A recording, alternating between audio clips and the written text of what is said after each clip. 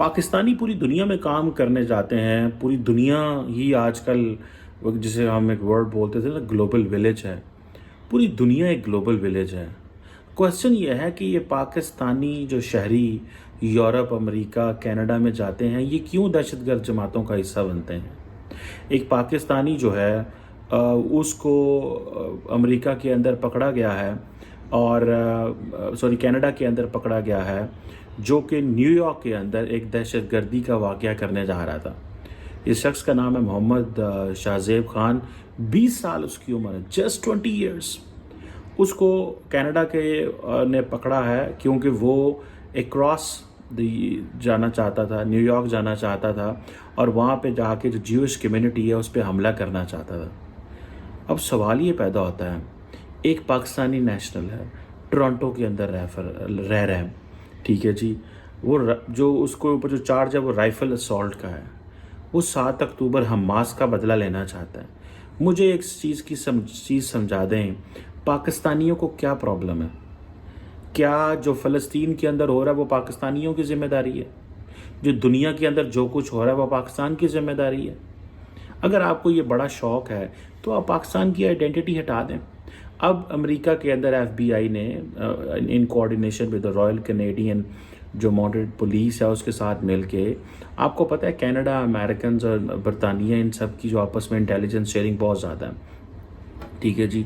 अब यार आप दाद देता हूँ मैं कैनेडियन पुलिस को और अमेरिकन इंटेलिजेंस को कि वो ऐसे लोग जो ऐसी हरकतें करना चाहते हैं उनको एडवांस में पकड़ लेते हैं।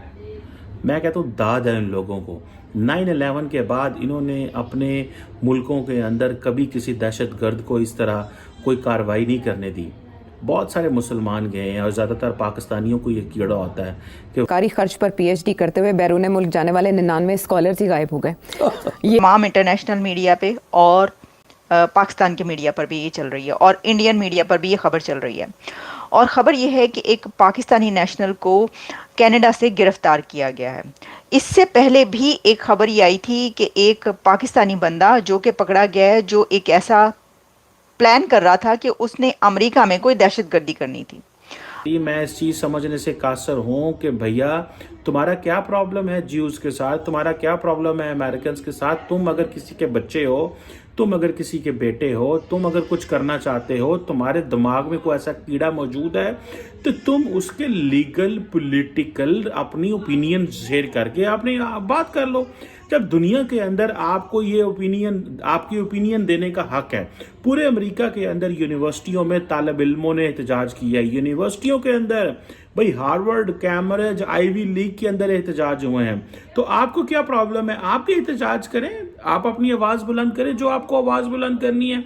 आप किसी चीज़ से डिसएग्री करते हैं, आपका किसी से कोई प्रॉब्लम है, आप बिल्कुल उनको कहें, जाके कहें भाई हमें इस चीज़ से नापसंद गुजरी है और हम इसको, आपकी इन पॉलिसीज़ को पसंद नहीं करते, हम इसके बारे में एक ओपिनियन रखते हैं। भाई आपका ओपिनियन रखना तो हक है, पर आपको यह हक किसने दिया कि आप जाके दूसरे बंदे की जान ले लो? डिपार्टमेंट ऑफ जस्टिस की तरफ से ये सब कुछ सामने लाया गया है। पहले तो सिर्फ ये पता चल रहा था ना कि कुछ ऐसा हुआ है या कोई ऐसी खबर सामने आई है, लेकिन अब ये कंफर्म हो गया और ये पता चल गया है कि वो बंदा अब तक का हिस्ट्री का सबसे बड़ा अटैक प्लान कर रहा था अमेरिका पर। तो ये तो अभी ये स्टार्ट है। अगर ये खबरें, ये डिटेल सामने आई हैं तो इसका मतलब है कि ये एक बहुत ही बड़ा मंसूबा था। तो अब क्या होगा? अब ये कनाडा में था बंदा, शाहज़ेब खान जतून इसका नाम बताया जा रहा है। और शाहज़ेब खान जतून 20 साल का है, 20 ईयर्स का। और कहा ही जा रहा है कि इसके पीछे दाइश है। ये जो मंसूबा है सारा, इसका ताल्लुक आईसिस से निकलता है। और देखिए, एक मतलब इतनी बड़ी दहशतगर्द जमात से ताल्लुक रखता हुआ एक पाकिस्तानी लड़का जिसकी उम्र सिर्फ 20 साल है और वो प्लान कर रहा है दुनिया का सबसे बड़ा अटैक करने का अमेरिका के ऊपर। आप सोच सकते हैं कि ये क्या खबर है, ये कितनी बड़ी और कितनी ख़तरनाक खबर है। इसकी वजह क्या है? इसकी वजह यह है कि इसकी की पूरी एक हिस्ट्री है। इसकी पूरी हिस्ट्री ये है कि 9/11 आपको याद है ना, और ये अभी जो है ये सितंबर है। 9/11 का हमला जब हुआ था उसके बाद अमेरिका की तरफ से पाकिस्तान को कहा गया था फ़ोन करके कि हमारा साथ देना है या नहीं देना, हमारा साथ देना है या पत्थर के ज़माने में जाना है। तो जनरल मुशर्रफ फ़ौरन उन्होंने कहा था यस सर, नहीं हम नहीं जाने को तैयार पत्थर के ज़माने में। और उसके बाद क्या हुआ था, तो अब ये खबर है कि उससे भी ज़्यादा बड़ा एक हमला वो प्लान कर रहा था। और वो हमला क्या था कि 7 अक्टूबर को उसने ये हमला करना था और न्यूयॉर्क में ये हमला करना था। और कहाँ पर? न्यूयॉर्क पर यहूदियों पर, यानी जूस पर यह हमला उसने करने का प्लान बनाया हुआ था। और 7 अक्टूबर को इसलिए क्योंकि 7 अक्टूबर को एनिवर्सरी है हमास के अटैक की। हमास ने जो इजराइल पर हमला किया था 7 अक्टूबर को, उसकी एनिवर्सरी मनाने के लिए एक पाकिस्तानी 20 साल लड़के ने, जिसका ताल्लुक दाइश से बताया जा रहा है, उसने यूएस अमेरिका के दिल, अमेरिका के शहर न्यूयॉर्क पर हमला करने का सबसे बड़ा प्लॉट तैयार किया हुआ था। देखिए, हर चीज़ का एक तरीकाकार है। मैं आपको अक्सर इस चीज़ की मिसाल देता हूँ, बहुत सारे लोगों को शायद बुरी भी लगती होगी। मैं कहता हूँ कि भारत के अंदर जो जो रिलीजियस हार्डलाइनर्स हैं, या आरएसएस वाले लोग जो हैं, या बीजेपी के अंदर जो आरएसएस के लोग हैं, you have to respect them. They respected Indian constitution. उन्होंने भारत की कॉन्स्टिट्यूशन की रिस्पेक्ट की है। उनका एक व्यू था मुसलमानों के बारे में, बाकी कौमों के बारे में, इंडिया के बारे में। उन्होंने अपने उस व्यू को थ्रू प्रॉपर चैनल अपनी एक तंजीम बनाई, तंजीम का एक पॉलिटिकल व्यू रखा, एक रिलीजियस व्यू रखा। देन अपने लोगों को कहा कि ह्यूमन डेवलपमेंट पे फोकस करो, अपने लोगों को कहा इकोनॉमी पे फोकस करो, अपने लोगों की इकोनॉमिक कंडीशन बेहतर की। देन उन्होंने एक गवर्नेंस का मॉडल दिया, लोगों ने उनको फॉलो किया, लोग उनको टॉप लेवल पे लेके हुकूमत उनको दे दी है। आज नरेंद्र मोदी जो मर्जी फैसले करे, भारतीय लोग कहते हैं भाई ये बंदा तो हमें चाहिए, बिकॉज दिस मैन हेल्प्ड अस। नमस्कार दोस्तों, स्वागत है आपका हमारे चैनल में। दोस्तों, अभी आपने पाकिस्तानी मीडिया को सुना।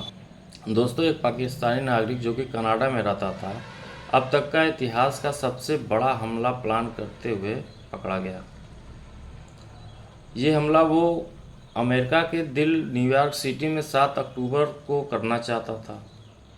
दोस्तों, पूरी दुनिया में एक पाकिस्तानी है जहां के लोगों को न जाने कौन सा कीड़ा काटता रहता है कि वो इस तरह के दहशतगर्दी के काम में शामिल रहते हैं। उनको फिक्र ही नहीं है कि अपने नाम के साथ साथ अपने देश के नाम को भी ख़राब कर रहे हैं। हालांकि पाकिस्तान पहले से ही बदनाम है, उसमें इस तरह से एक एक चीज़ों की वजह से वो और भी बदनाम होता जाता है। हाल तो यह है कि सरकारी खर्च पे पाकिस्तान से बाहर पढ़ने जाने वाले छात्रों में 98% कहाँ गायब हो जाते पता ही नहीं चलता। सब मिलाकर पाकिस्तान के एजुकेशन सिस्टम में ही खामी है, जिस वजह से वहाँ की सोसाइटी ही ख़राब होती जा रही है और इस तरह की सोच पैदा हो रही। आपका क्या ख्याल है दोस्तों? कृपया कमेंट करके अपनी राय दें। धन्यवाद। जय हिंद।